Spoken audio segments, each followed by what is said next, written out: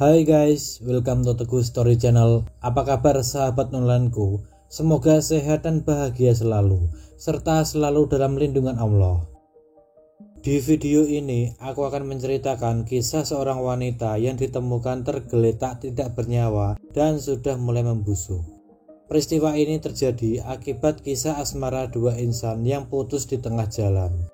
Tak terima diputuskan, sang pria tega menghabisi nyawa kekasihnya dan meninggalkannya di sebuah gudang penyimpanan kayu.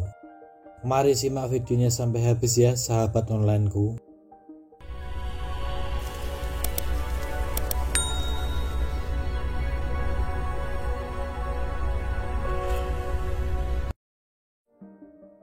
Minggu 1 Juli 2018, seorang wanita ditemukan oleh keluarganya sendiri setelah mendapatkan pesan singkat.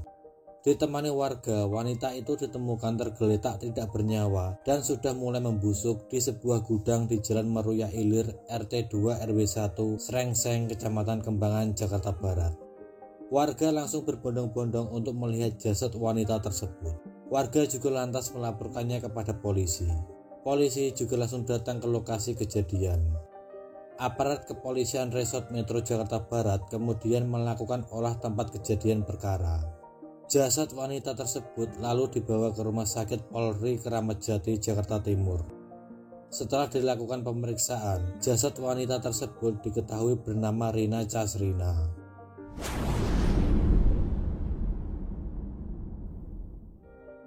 Rina Casrina merupakan gadis berusia 21 tahun.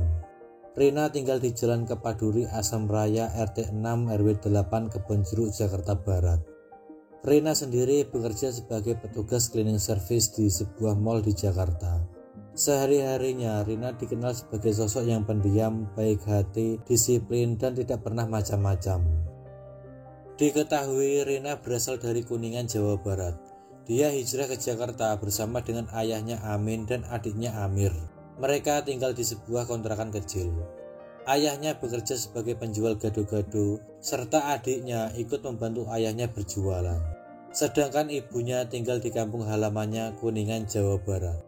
Ibunya bernama Tinah, tinggal di Kuningan, Jawa Barat bersama adik-adiknya. Rina merupakan anak pertama dari 5 bersaudara. Hijrahnya Rina ke ibu kota sedikit demi sedikit membantu ekonomi ayahnya. Rina juga membantu ayahnya untuk membayar kontrakan tiap bulannya.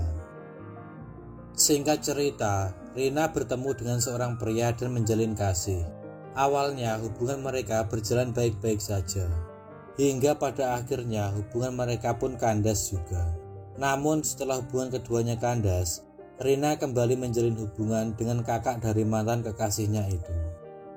Habis dekat dengan adiknya lalu dekat dengan kakaknya. Diketahui pria itu bernama Aris berusia 33 tahun. Aris bekerja sebagai buruh bangunan.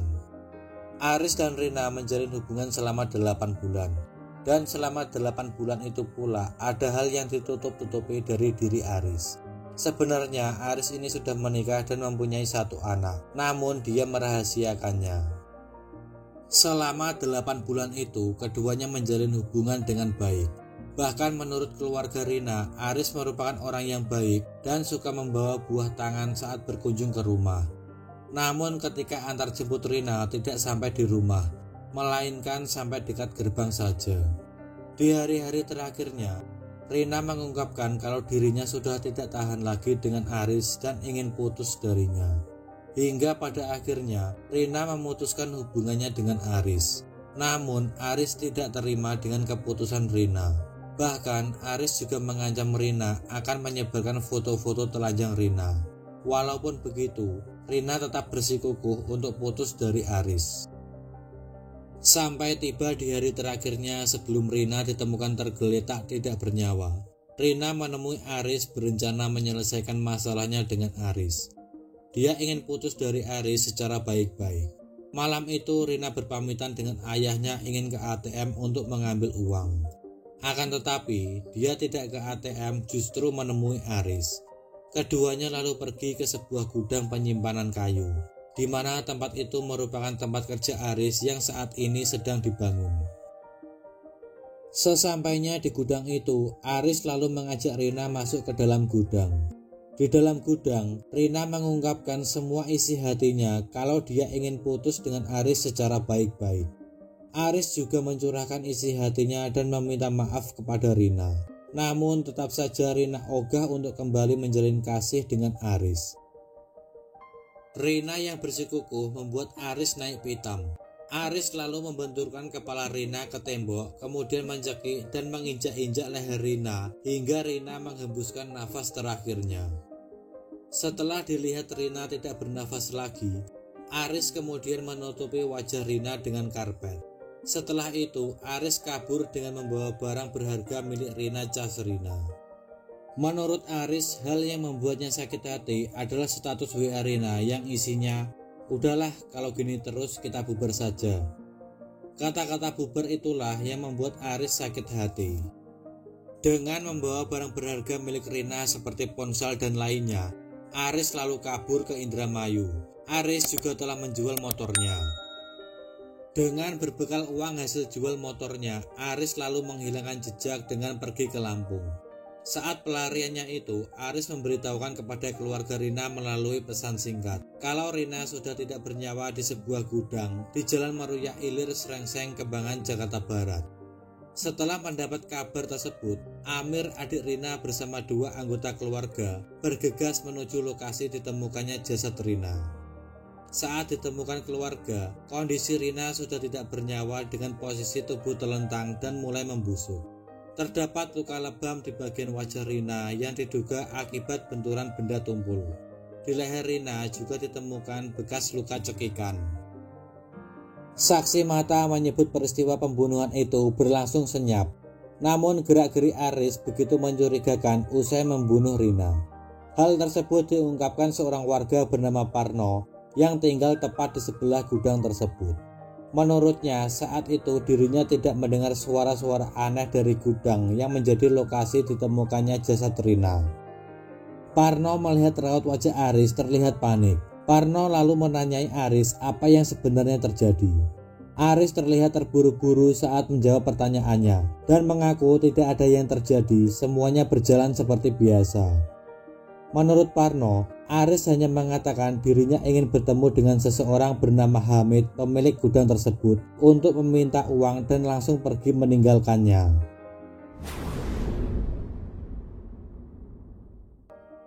Setelah dilakukan pemeriksaan dan berbekal CCTV yang ada di gudang tersebut, polisi lantas memburu Aris.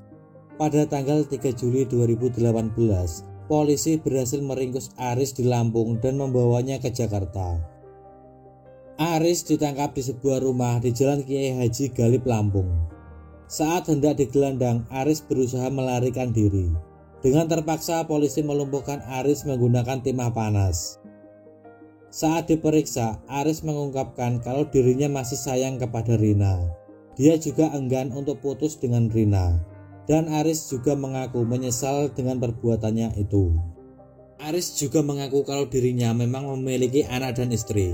Namun menurutnya dia sudah pisah dengan istrinya selama 4 tahun dan akan menceraikan istrinya lalu menikah dengan Rina. Aris juga menuturkan kalau selama ini Rina tidak serius menjalin hubungan dengannya. Kemungkinan hal yang membuat Rina ingin putus dengan Aris disebabkan Aris masih berstatus suami orang.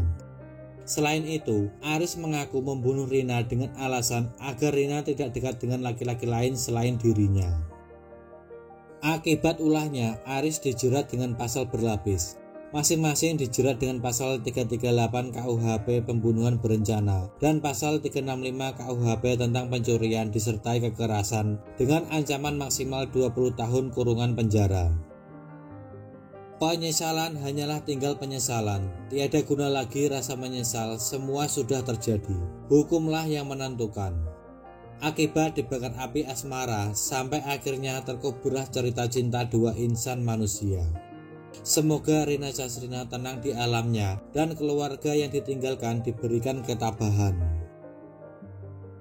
Sekian dari kisah ini. Bagaimana menurut teman-teman tentang kasus ini? Bisa komen di bawah. Dan semoga kita bisa mengambil hikmah dari kasus yang aku bawakan hari ini. Bagi yang belum subscribe bisa tekan tombol subscribe, like, komen, dan share. serta nyalakan lonceng notifikasinya agar teman-teman tidak ketinggalan video dari aku selanjutnya. Tetap jaga kesehatan, berhati-hati dalam setiap aktivitas. Dan juga yang mau request tentang kasus-kasus yang ingin aku bawakan, bisa DM di Instagram Teguh Story Channel atau bisa juga komen di bawah. Sampai jumpa lagi di video selanjutnya. Terima kasih.